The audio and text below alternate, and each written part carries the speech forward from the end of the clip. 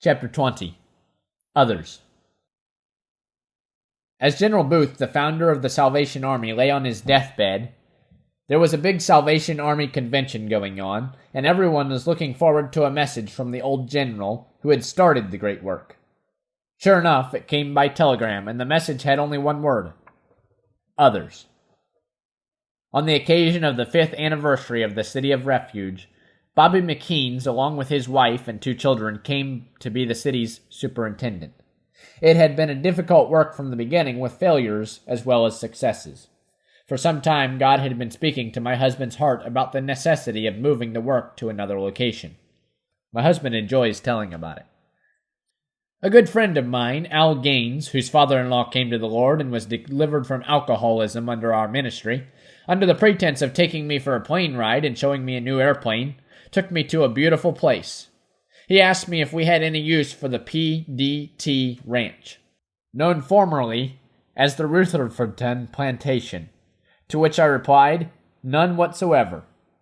We landed on the runway of this beautiful estate, and as we walked around I said, Al, this is too rich for my blood. On the land there was a beautiful antebellum home which had been spared from destruction during the Civil War, because the lady of the home was seriously ill at the time. The house was 150 years old when I first saw it, and there was a log cabin about 155 years old. We walked all over the 273 acres and through and around that magnificent old house. But I had no leading or impression that it should be ours.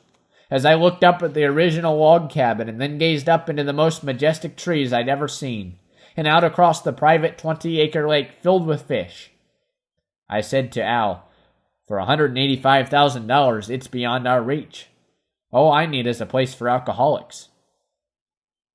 My wife, Marie, Miss Jean Price, and Miss Earl Goodman went by car to see the place later. Marie came back and couldn't get over its beauty. All those pine trees and that lake and that house. Oh, Lester, it's delightful from every viewpoint. She was effusive in her appreciation of all it had to offer. What woman wouldn't be? 6 months later, I found I was thinking about the place. It was located in Culloden, Georgia, near Atlanta, where we have more friends than in any other place, a city at that time of nearly 2 million. The greatest interest in our ministry on the part of the people and preachers was coming from this area of the country. I reminded myself of its privacy, 4 miles to the closest neighbor, and with no road running by it. It had 2 runways, which would make it convenient and time-saving for us to go and come. I heard that still small inner voice reminding me that I was traveling east of the Mississippi as much as west of the Mississippi in meetings in Florida, Georgia, Virginia, Tennessee, Alabama, and the Carolinas. The voice said, it's only half a day's flight from Corpus Christi to Culloden. I had been told that 50 head of beautiful white-faced cattle would go with the selling price. I could see the heavy grass that would furnish nearly a year-round pasture. I visualized it as a place not just for the down-and-outs, but for the up-and-outs. It would furnish a tremendous setting for our Bible conferences. Friends of the ministry could go there and see one of the most historic and beautiful places a person could ever set eyes on. I went through a lot of anguish over the place, and finally I said, Lord, I just can't take on any more debt. And he said, you aren't going to have to go into debt. It will be paid for in cash, $108,000. That was a lot less than the selling price. I wondered if I was really hearing correctly. This was $32,000 less than the first price offered. I went to Atlanta to the bank and talked with 3 bankers, Mr. Peacock, Mr. Duncan, and Mr. Traylor. I ended up putting $5,000 down on the property.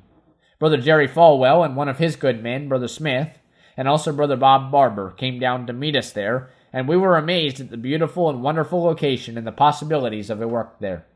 On November 6, 1965, we had 9 hours of radio time generously donated by Mr. Rumminger and WAVO, and we had access to 3 telephones.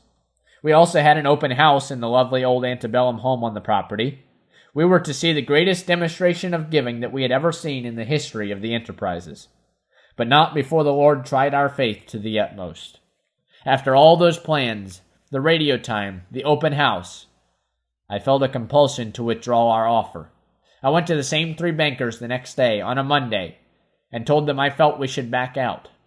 One of the bankers said, "You don't think you'll get your $5,000 back, do you?" I answered him, "No, sir."